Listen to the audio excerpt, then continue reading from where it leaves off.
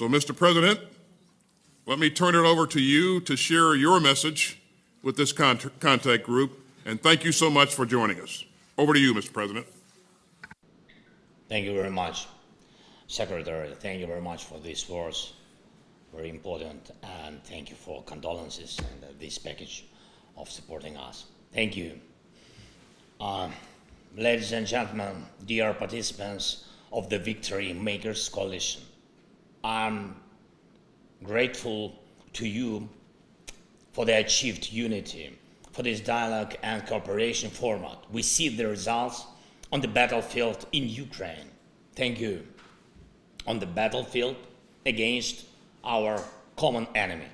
And I believe that our unity will only become stronger with every new Ramstein. But do we have a lot of time? No. Terror does not allow for discussion. The terror which burns city after city becomes insolent when it feels that the defenders of freedom run out of weapons against it. The war started by Russia does not allow delays. And I can thank you hundreds of times, and it will be absolutely just and fair given all that we have already done. But hundreds of thank you are not hundreds of thanks. All of us can use thousands of words in discussions, but I cannot put words instead of guns that are needed against Russian artillery, or instead of the anti-aircraft missile that are needed to protect people from Russian airstrikes. And I am truly grateful to all of you for the weapons you have provided. Every unit helps to save our people from terror, but time remains a Russian weapon. We have to speed up. Time must become our common weapon.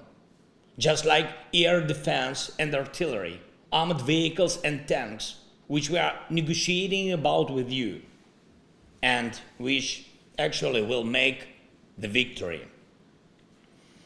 Ladies and gentlemen, this is the first time I'm addressing you in such format, and I'm addressing you not as ministers of military warehouses, but as ministers of defense of everything that makes our world free, civilized. And I'm addressing you, those who serve the values of freedom and who remember the world your parents dreamed of for you. And I'm addressing you, those who themselves dream of a certain world for their children. It is the time now to protect those dreams. This is the future. I'm sure you do not want to allow such a world order where hatred will rule. Your parents would not want that kind of world for you. You would not want such a world for your children. But this is exactly such a world order that Russia seeks for all of us, not only for Ukraine, but for the whole world. Russia wants the power to destroy nations, and they talk openly about it in Moscow. Yes, Russia wants to destroy law and universal human values, and the Russian troops, by their actions on the territory of Ukraine, are fighting just for this, in order to teach the world to hate. Russia is concentrating its forces, last forces, trying to convince everyone that hatred can be stronger than the world. That is why you and I have to speed up. We have to do it.